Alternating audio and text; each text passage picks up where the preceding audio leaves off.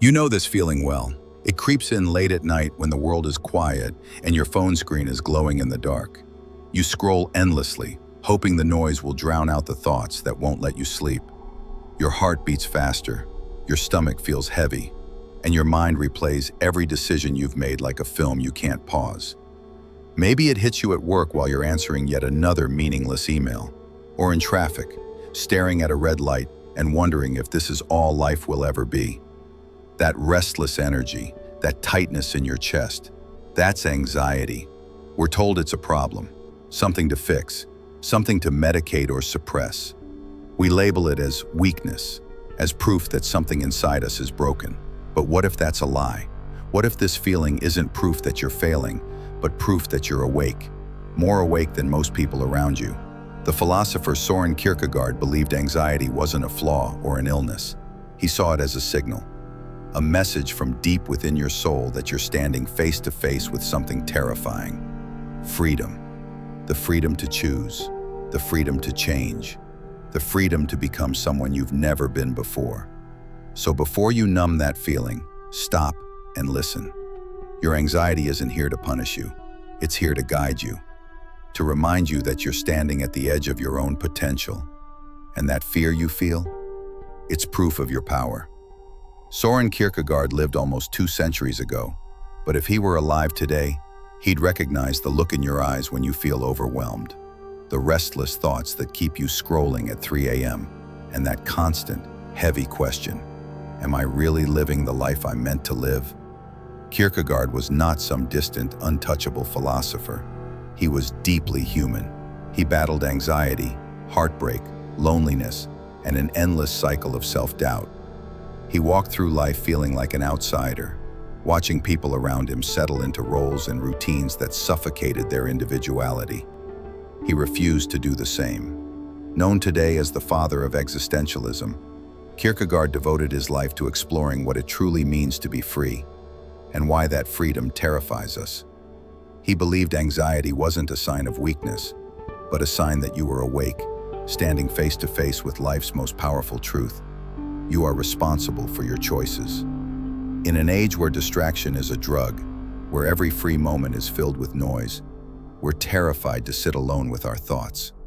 Kierkegaard would say that this discomfort, this anxiety, isn't a curse. It's the proof that you're alive, aware, and capable of shaping your destiny. He called this feeling the dizziness of freedom. And if you've ever felt your chest tighten when imagining a bold change, you already know exactly what he meant. Think about the last time you had a decision to make that could change everything. Maybe it was leaving a job that drained you, walking away from a relationship that no longer felt right, or choosing a path that scared you because it mattered so much. Remember that feeling?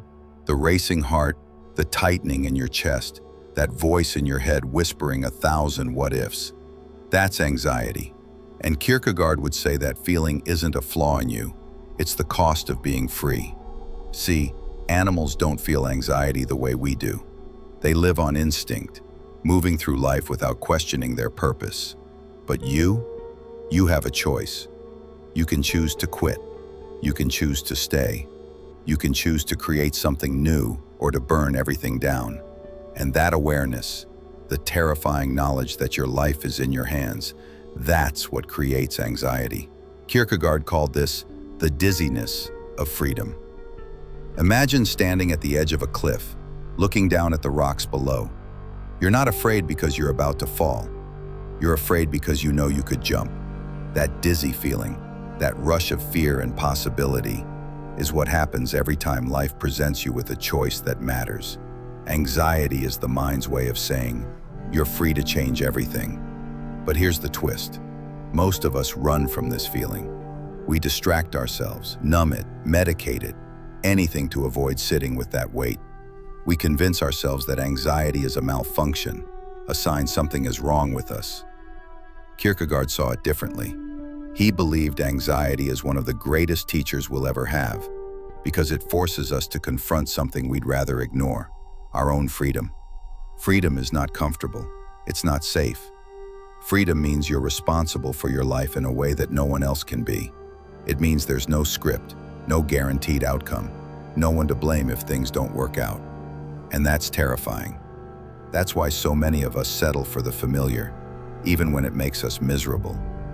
We'd rather feel trapped than anxious, because at least being trapped feels predictable. But Kierkegaard would say that anxiety is a sign you're standing at the edge of possibility. It's proof that you're not asleep, not on autopilot, not just following the herd. Anxiety means you're alive enough to feel the weight of your choices. Think about how this plays out in your own life. Maybe your job makes you anxious because deep down, you know you were meant for more.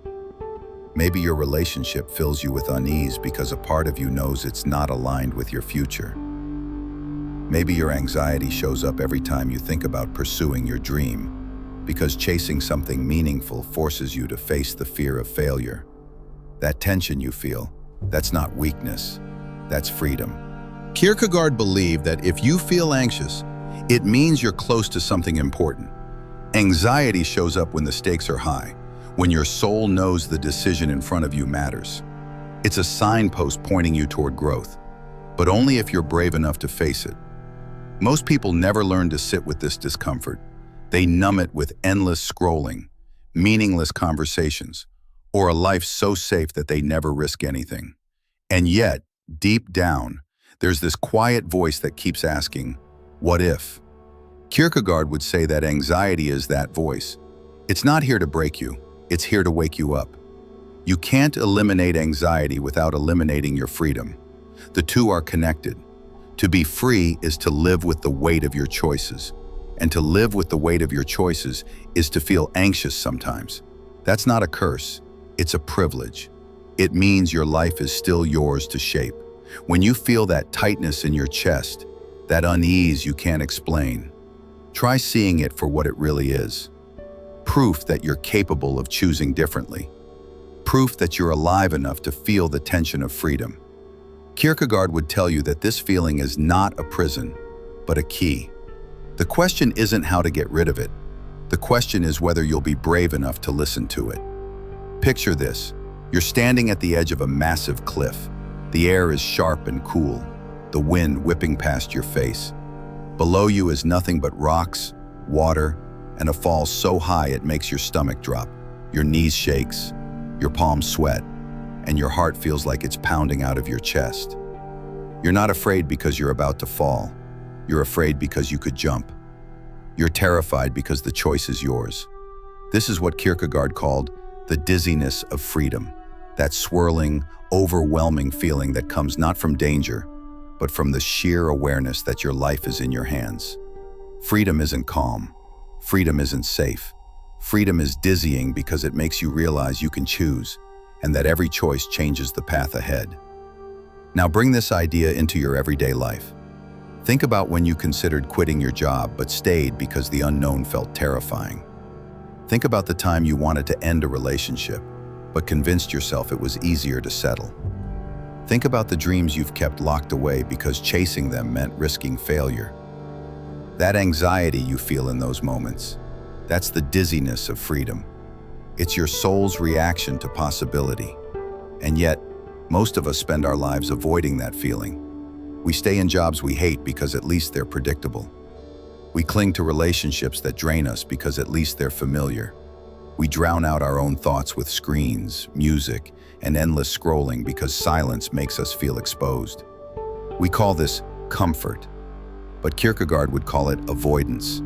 We choose numbness over freedom, and we pay for it with our authenticity. Here's the truth most people never hear. You can't have freedom without anxiety. They're two sides of the same coin. If your life feels flat, empty, or directionless, it's probably because you've been avoiding the very feeling that would lead you to change. Anxiety is your body's way of saying, there's more for you than this. It's a signal that your choices matter. The dizziness of freedom is uncomfortable because it strips away excuses. You can't blame fate, society, or luck. Freedom says, it's your move. And that's terrifying because deep down, we all know that choosing something real, something meaningful, means we might fail. We might get hurt. We might be judged. But Kierkegaard argued that's the only way to truly live. Playing it safe might keep you comfortable, but it will never make you whole. Take a moment and think about something that's been on your mind lately. A risk you've been afraid to take, a truth you've been afraid to say out loud, a change that feels impossible but keeps pulling at you. Notice how your heart speeds up when you imagine taking that step. That's the dizziness of freedom. That feeling is proof that you're alive, that your choices still matter, and that life hasn't passed you by. Most people run from this feeling. They choose comfort over growth, silence over risk. They tell themselves, "I'll wait until I feel ready." But Kierkegaard would say that waiting until you feel ready means you'll wait forever. Anxiety doesn't vanish before you leap. It travels with you.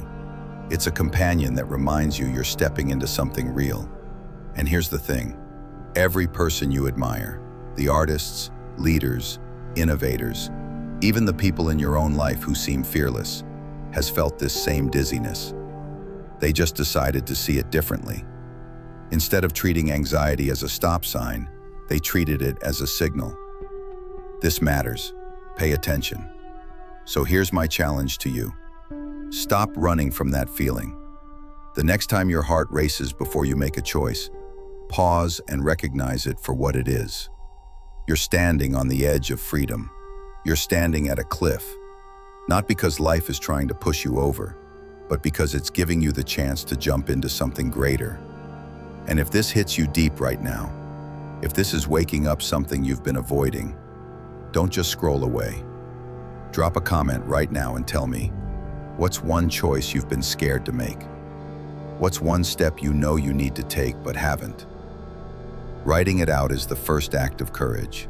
If this is your first time here, subscribe, because this isn't just a channel about philosophy. It's about learning to face life head on. No sugarcoating, no empty positivity, just tools and ideas that help you grow stronger and more awake, even when it's uncomfortable. Kierkegaard believed the dizziness of freedom is not something to fear, but something to embrace, because that dizzy feeling, that's life itself, reminding you that you're free. Here's the truth no one tells you. Anxiety is not just a feeling, it's a signal. It's your mind and body trying to get your attention. Kierkegaard believed anxiety is like a compass. It doesn't just show up randomly. It points toward the areas of your life where growth is possible, where freedom is calling. Think about it. When you feel anxious about speaking up in a meeting, maybe it's because your voice matters more than you realize. When you feel anxious about leaving your job, maybe it's because deep down, you know you were meant for something more than just surviving. When your heart races over a relationship, maybe it's your intuition telling you the truth you've been too afraid to admit. Anxiety is not here to hurt you, it's here to guide you. But here's the challenge. Most of us run from it. We distract ourselves with endless scrolling, food, alcohol, work, or entertainment to drown it out. We tell ourselves we'll deal with it later, when life is easier. But later never comes, does it? That feeling doesn't go away. It lingers, because it's tied to something deeper. Kierkegaard would argue that if you ignore anxiety, you ignore your potential. So how do you turn anxiety into a compass instead of a cage? It starts with listening. The next time that feeling hits, instead of instantly numbing it, pause, breathe. Ask yourself, what is this really about? What decision am I afraid to make? What truth am I avoiding? You'll find that anxiety often shows up at the edge of something meaningful. That's why Kierkegaard called it the dizziness of freedom.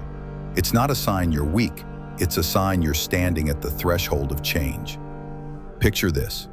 You're at a fork in the road. One path is familiar. It's the life you've been living, safe but unsatisfying. The other path is uncertain, and just thinking about it makes your stomach drop. That's anxiety's way of saying, this matters, this is real. If you learn to follow that signal, you'll start making choices that bring you closer to the life you were meant to live. Here's a simple practice. When you feel anxiety, write it down. Not just the emotion, but the thought behind it. Be brutally honest. Maybe your anxiety is screaming, I hate my job. Maybe it's whispering, I'm scared to fail. Write it out. Naming it takes away its power. Then, instead of asking, how do I get rid of this feeling? Ask, what is this feeling trying to teach me? That single question turns anxiety from an enemy into a guide. Kierkegaard believed that people who feel anxiety deeply are often the ones closest to freedom. They're the ones capable of choosing a life of authenticity because they're awake enough to feel the weight of their choices. Anxiety is uncomfortable, yes, but it's a sign that you're not asleep, not blindly following the herd. It means your life is still yours to shape. And here's the reality. Every great story you admire, every artist, every leader, every person who's done something meaningful has walked through anxiety. Not because they're broken, but because they were standing in front of something that mattered. The difference is, they didn't let that feeling control them. They learned from it. If you want to start doing the same, here's your next step. Stop waiting to feel ready. The truth is, you'll never feel ready to make big changes. The fear will always be there. The anxiety will always be there. But what if that's the point? What if the presence of that fear is actually proof you're on the right path? Pause for a second and think. Where in your life do you feel the most anxious right now? Is it a relationship, a job, a decision you've been avoiding? Write it down, say it out loud, and then ask yourself, what would I choose if I wasn't scared? That question alone could change the trajectory of your life. If this is hitting home for you, let me challenge you. Drop a comment and share the one decision your anxiety keeps pointing to. There's power in putting it into words. And if you want more videos like this, ones that don't just tell you to stay positive, but give you real tools to face life, subscribe now. Kierkegaard believed anxiety is not something to escape, but something to embrace. Because behind that fear, behind that tension, is the life you're meant to live. Anxiety isn't here to trap you, it's here to guide you. Here's something most people never realize. Anxiety doesn't show up when you're doing something meaningless. It shows up when something matters. That racing heart, that pit in your stomach, it's your body's way of saying, pay attention. Instead of treating anxiety as a sign you're failing, start seeing it as proof that your life still has unclaimed potential.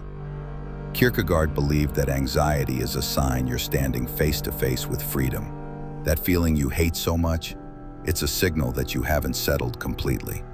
Deep down, a part of you still believes that something better is possible. That's why you feel anxious before a big conversation, a bold career move, or a decision that might change everything. If anxiety were truly your enemy, why would it only show up when the stakes are high? We've been taught to silence our feelings instead of learning from them. But Kierkegaard would challenge you to see anxiety as a teacher. It's like a compass, pointing toward the exact areas of your life that need attention. It whispers the truth you don't want to admit. This job is draining your soul. This relationship isn't right. You're capable of so much more than this. Most people never listen because they're too afraid to face what anxiety is trying to show them. But if you're still watching this, it means you're ready. Here's a practical way to start. The next time anxiety shows up, don't push it away. Stop scrolling, put your phone down, and sit with it. Name it out loud. Say, I'm anxious because I'm scared of quitting my job. Or, I'm anxious because I don't know who I am without this relationship. Naming your fear strips it of some of its power. It turns this invisible weight into something you can see and face. Then ask yourself, what would I choose if I wasn't scared? Sit with that question, even if the answer feels impossible. Often, your anxiety is pointing directly at the door you've been avoiding, the door that leads to growth, change, and a more authentic life. Kierkegaard believed that walking through that door, despite your fear, is what makes life meaningful. But here's the hard truth. That fear may never fully go away. You won't magically feel ready. And that's okay. Anxiety doesn't mean you're not ready. It means you're alive. It means your choices matter. And that's the point. If you wait for the day when you feel no fear, you'll wait forever. The courage you admire in others isn't the absence of anxiety. It's their decision to move forward anyway. So, reframe it. Anxiety isn't a sign you're broken. It's a sign you're human. It's proof that you still care enough to be scared. It's proof that your future is unwritten. Every time anxiety shows up, it's like life is handing you a map and saying, This is where your next chapter begins. Now, imagine how different your life would look if you stopped running from that feeling and started using it as your guide. Imagine the job you'd pursue if fear wasn't steering the wheel. Imagine the relationships you'd let go of if you trusted your gut. Imagine the dreams you'd chase if you stopped waiting for the perfect time. This is what Kierkegaard meant when he said anxiety can lead to freedom. It's not there to paralyze you. It's there to wake you up. If this resonates with you, don't just nod along. Act on it. Pause this video for 60 seconds after it ends. Sit quietly, take a breath, and ask yourself, what is my anxiety trying to tell me right now? Write it down. That single act could change the way you see yourself. And if this message hits something deep inside you, here's your call to action. Share this video with someone who needs to hear it. You never know who's quietly struggling in silence, scrolling through their phone at 2 a.m., feeling like no one understands. Your share might be the thing that helps them see their anxiety differently. If you want more content like this, videos that don't just preach stay positive, but give you real tools to face life, subscribe. This is a place for people who are ready to grow, who want to face themselves honestly, and who know that discomfort is the path to strength. Kierkegaard believed the weight you feel in your chest is not a curse. It's a message. It's proof that your story is still being written.